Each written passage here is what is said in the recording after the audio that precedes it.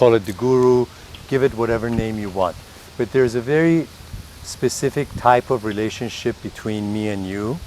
And I think this talk will clarify a lot of things for you. The relationship is supposed to be a complete win-win relationship. In other words, I give you whatever I know, I give you my spiritual energy, I take on some of your psychological stuff, some of the self-limiting things that are limiting your growth, I take that on, I give you knowledge, I give you my presence, and in return there's a lot of love exchanged. But when I say in return, the true guru is self-reliant. So they're not depending on you for sexual favors, financial favors. They're not amassing large crowd for admiration, any of that. So if you want to spot a true teacher, look for self-reliance on the part of the teacher. The teacher is already contented. The teacher is up on their feet and they are already progressing in their own lives. The seekers are looking for proper guidance. And if the good combination is struck, then it's a completely win-win relationship. Now, I'm going to give you some symptoms of having met the proper spiritual guide. In other words, what should be the symptoms in you should you ever find the most powerful real teacher? Number one, upon the very first few meetings, your old belief system starts to crumble down. In other words, very early on in the relationship, you see that you are getting brand new understanding about important parts of life. One of the big changes that occurs is on the beliefs that you have about God, about your soul, about how you can connect to your higher self. If the teacher has not gotten to that place of liberation himself or herself, then they can't possibly guide you. So one guideline for you, nobody can lead you to a place that they haven't been to. So if I have not gotten to deep calmness, there is no way that I can lead you to deep calmness. That's a rule of thumb. A teacher can take you for as far as they have been to themselves. No further than that. Okay? So upon meeting this teacher, your value systems, your belief systems, the old ones, the negative ones, start to crumble down, and you become very, very childlike, and you start to rebuild your beliefs about God, about soul, about what real love is, about how to attract money, etc. That's one of the signs. Sign number two, a lot of your fear and anxiety starts to be replaced by this feeling that you are protected by a big hand, a big force.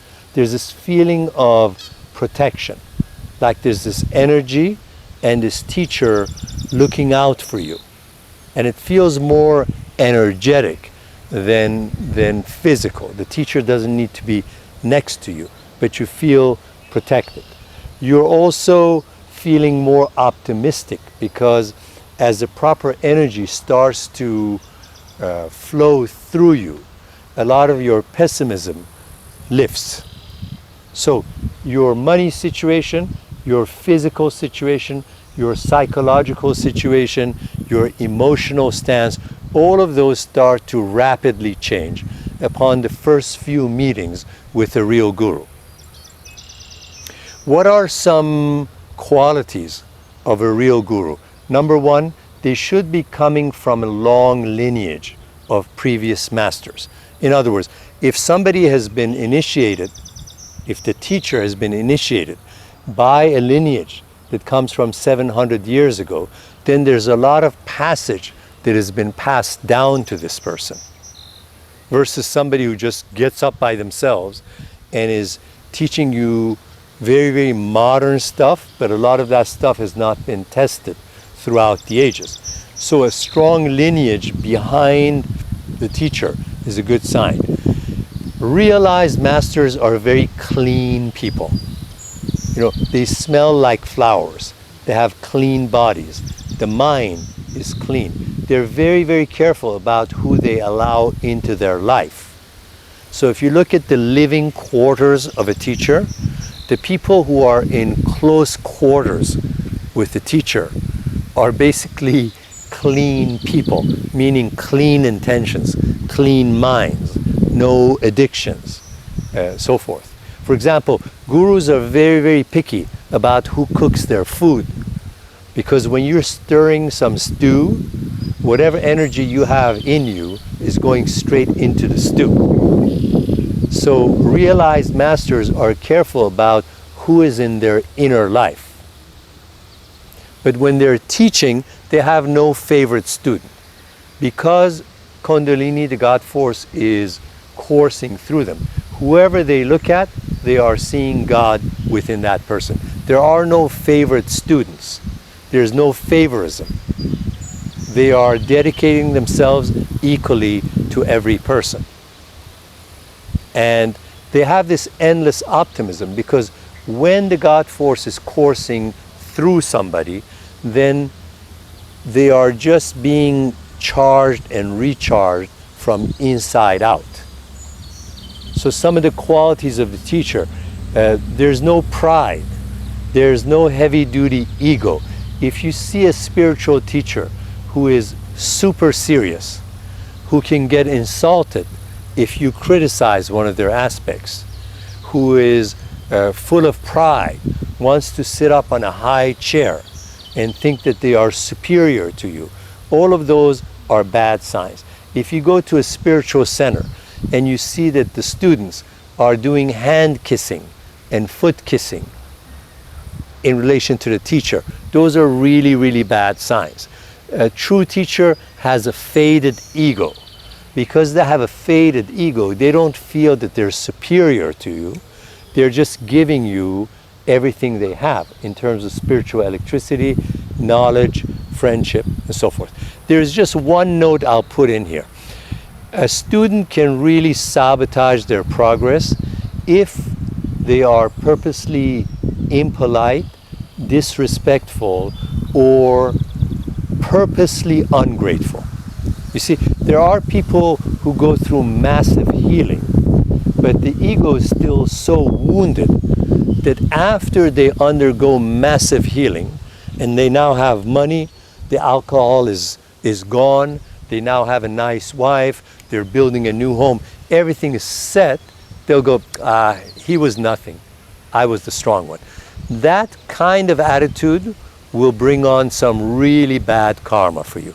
So the teacher is not demanding respect, not at all. It's really up to your conscious. If within your own private conscious you forget where some kindness and grace came from, that's bad karma. Not only in relation to the spiritual teacher, in relation to life. If somebody does a lot of good things for you, go up to them and say thank you. That's not the same thing as hand kissing or foot kissing. It's just, being human. So be careful of that. The teacher is not demanding a thank you. As a matter of fact, what a true teacher does for you is so huge that you'll be unable to say thank you. Why? If somebody introduces the right tangent for you to connect with your own soul, that's something huge. So you can hardly say thank you for that, because the world that opens up to you is pretty huge. We usually can't say the word thank you for, somebody who helps you forgive your stepdad. That's a huge thing, forgiving your childhood. So usually the words thank you don't really